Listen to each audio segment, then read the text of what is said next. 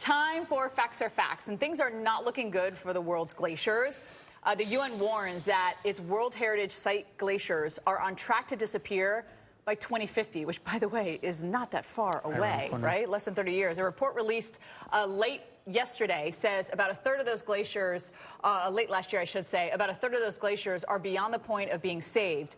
But the other two-thirds could survive past 2050 if we reduce our CO2 emissions. So what that means is the clock is ticking on the historic sites, these historic sites making the work of our first guest today all the more meaningful. Pilot and photographer Garrett Fisher joining us now to chat a little bit about some of his work photographing glaciers. Garrett, thanks so much for being with us. We really appreciate it. And, you know, just seeing these things in person has got to be stunning enough. But what fascinates you about photographing them? It's a drive that I had in the late 90s when I first was aware of the study that the glaciers in Glacier National Park were projected to melt by 2030. And I made a decision as a teenager at the time, I had to see them before they melted. Then fast forward some years to 2015, I was flying an old aircraft my grandfather had restored and had an upcoming move to Europe. And I was photographing the glaciers of Wyoming. I was unsure if I had the time to get up to Montana before the season ended. And I had an absolute drive simply because I didn't know if I would be back in the United States with the plane before they melted. That was 2015. We're at 2023, so we're partway there. Much has lost since I have been gone, and I'm glad I photographed them, of course. Yeah. What are you hoping that people learn when they see your photos or even your videos? You take both still and videography? Yes, I do both. Most of it is still. What I'm hoping to record is, I'm thinking of what today's archaeologists are doing now. They're using little pins and tools and digging through clay to find the slightest shred of historical information from hundreds of thousands of years ago. We're living in the tail end of an ice age when the glaciers are disappearing. We know they likely, if we miss our carbon targets, will be gone in future centuries in temperate zones. So we're living that experience, and my goal is to share what it feels like to see the glaciers and to be around them. And it's going to be weird, too. Like, I know we've had some before and after images seeing large glaciers kind of retreat over time. I would anticipate when you make it back this way, are you going to go back to the same spots that you photographed and kind of do a before and after? Yes, that is the plan. So I previously photographed Montana, Wyoming, and Colorado in the United States. I will be stationing at some point an aircraft in North America. And as the season winds down 1 year, I'll come down through Canada and revisit the same exact places. And I'm very curious what it will look like about a decade later. Yeah. What is the hardest part about photographing these glaciers? I don't know much about photography, but I would think the light bouncing off the glaciers could, be blinding at times when you're trying to shoot them. I would say the hardest part is the fact I'm using an aircraft. I use a small old aircraft, a two-seater. They fly slow. They can go very high up and get tight, largely because if you're trying to do the same thing on the ground, to stand at the actual foot of the glacier, if you're looking at the glacier, you think you could see it looking up, but what you would likely see is a mound of ice that blocks everything. Just a little bit of the tongue would block from the ground. So the best view is about 500 or 1,000 feet above the tongue.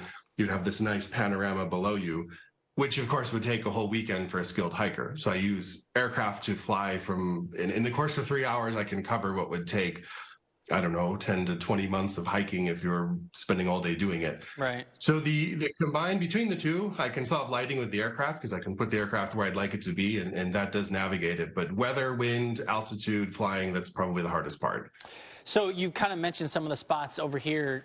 I'm assuming you've kind of explored some of the glaciers in Northern Europe and maybe beyond? So I've photographed every glacier in the Alps, so that's in 6 different countries. And the size of the glaciers here in the Alps is orders of magnitude larger than what is in Montana, Wyoming, and Colorado. It's almost, if you were to go to the Alps first and go to Colorado or Wyoming and Montana, you'd think it's sort of table scraps. I've also photographed the southern half of Norway, the glaciers there, and I'm on target this summer for the northern half of Norway and then Iceland in the following summer. Have you noticed that one area is seeing a faster retreat than others when you've done this photography? It would definitely be the Alps. They are warming at twice the rate of other temperate areas. Scientists are still trying to figure out why, and that's having an absolutely profound impact on the alpine glaciers. The Norwegian ones are showing evidence of melt, but that's from the air that's clear. However, there's a maritime feedback cycle with such high precipitation that they have there's so much ice mass as well. You're looking at a monstrous plateau glacier with a bunch of little tongues. So you're looking at the tongues as evidence what's going on. But coming back to the Alps, what we read in the headlines about ice loss and about the ski seasons, including even last year, 6% of the ice mass that was remaining in the beginning of 2022 melted in the extremely hot summer alone in 2022. Wow. Speaking of the ski seasons and the ice loss, back here in the lower 48, you could actually go just outside of Portland, and one of the ski resorts there stays open year-round because part of it is you are skiing and snowboarding on a glacier in the summer months. Have you talked to any of these resorts that mainly base their, economic income from, the glaciers or surrounding areas? Not in the U.S. However, there are resorts here in Europe that do the same thing, that have summer skiing sitting on the glaciers. There's one from where I'm sitting. It's not very far away, about a 20-minute drive. In the pass between at the ridge where the glacier spilled in two directions, for the first time in millennium, the ridge itself popped through this summer and melted.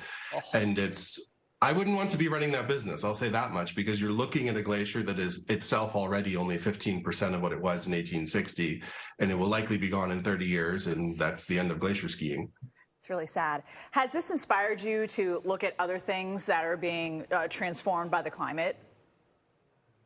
I spend a lot of time mostly in the mountains and second in coastal ranges for hobby reasons. It is evident.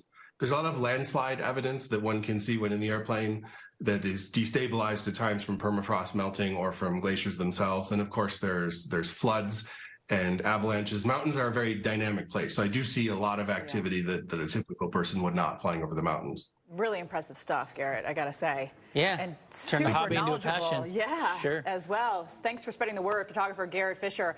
We really appreciate you joining us today. I learned a lot too. And when people are out there thinking like, what job, could I go into? It's like, look at what Garrett's doing, I mean, you just combining follow your heart, several different things. Then, it kind of comes with it. Right now, it's just a hobby, but like going on the other side of the world, basically, now photographing and taking some video of some of these glaciers that we don't get to see, but now we do through his work. Yeah, that's pretty cool there. Still to come.